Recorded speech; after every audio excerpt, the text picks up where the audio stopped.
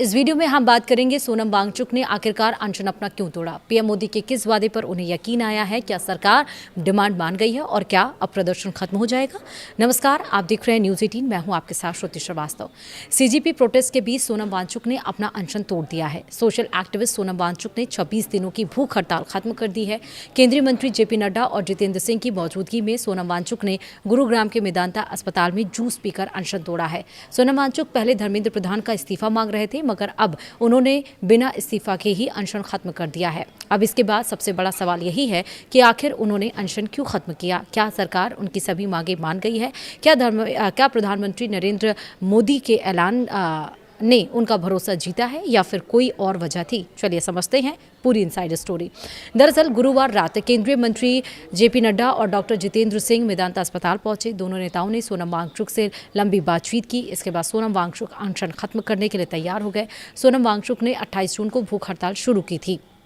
उनका कहना था कि नीट पेपर लीक मामले में दोषियों के खिलाफ सख्त कार्रवाई होनी चाहिए, धर्मेंद्र प्रधान को इस्तीफा देना चाहिए, साथ ही भविष्य में ऐसी घटनाएं रोकने के लिए मजबूत कानून बनाना चाहिए।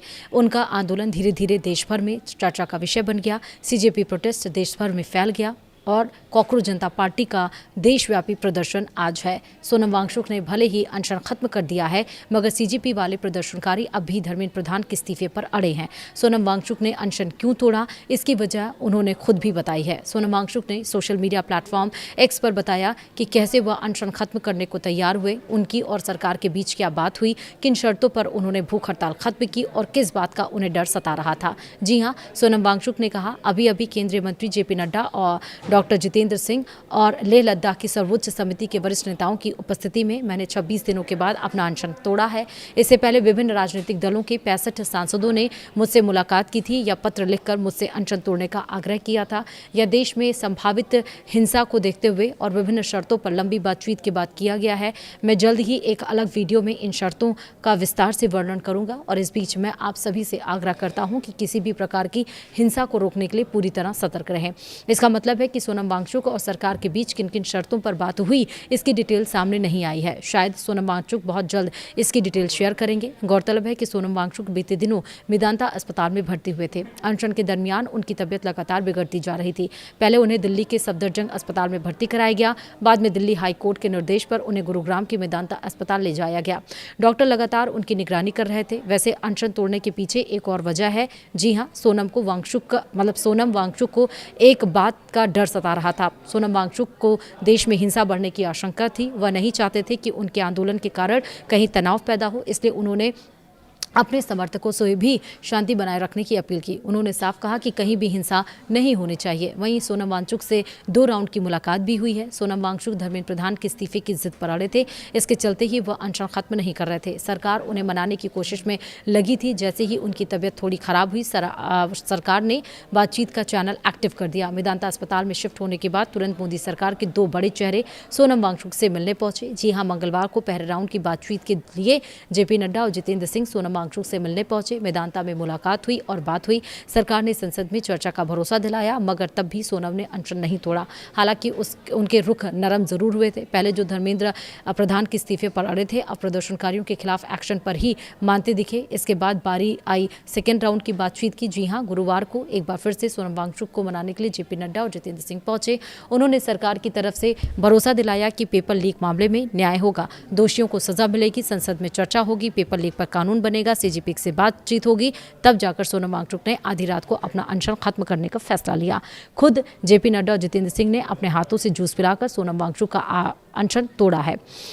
वैसे सोनम वांगचुक के अनशन खत्म करने के पीछे पीएम मोदी का बयान भी अहम है। जी हाँ, सोनम के अनशन खत्म करने के कुछ घंटे पहले प्रधानमंत्री नरेंद्र मोदी ने वीडियो संदेश जारी किया। पीएम मोदी ने सीएम वांगचुक को डायरेक्ट संबोधित किया, उनके स्वस्थ रहने की कामना की, उन्हें अनशन खत्म करने की अपील की। इतना ही नहीं, पीएम मोदी ने कहा कि पेपर लीक रोकने के लिए सरकार सख्त कानून लाएगी। इसमें फास्ट ट्रैक कोर्ट का प्रावधान होगा, दोषियों को कड़ी सजा मिलेगी और इस मसौदे पर कैबिनेट में चर्चा होगी। इसके बाद इसे संसद में लाया जाएगा। पीएम मोदी की इसी घोषणा को पूरे घटनाक्रम का अहम मोड़ माना जा रहा है। इसके बाद ही सरकार और वांगचुक की बातचीत तेज हुई है। फिर देर रात अनशन खत्म हुआ। इतना ही नहीं, सोनम वांगचुक ने बताया कि अलग अलग दलों के 65 सांसदों ने उनसे मुलाकात की थी। कई सांसदों ने पत्र लिखकर भी अनशन खत्म करने की अपील की थी।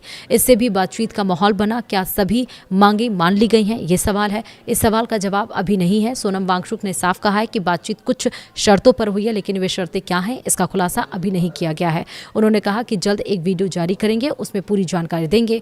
सवाल ये कि अब आगे क्या होगा। अब सबकी नज़र केंद्र सरकार और सीजीपी पे है। भले ही सोनम वांगचुक ने अपना अनशन खत्म कर दिया, मगर सीजीपी ने अब तक आंदोलन खत्म नहीं किया है। सीजीपी का कहना है कि उनका प्रदर्शन जारी रहेगा। वह धर्मेंद्र प्रधान के इस्तीफे तक नहीं रुकेंगे। वैसे आज का दिन काफी अहम है। आज सरकार और सीजीपी के बीच न्यूट्रल वेन्यू पर बातचीत हो सकती है।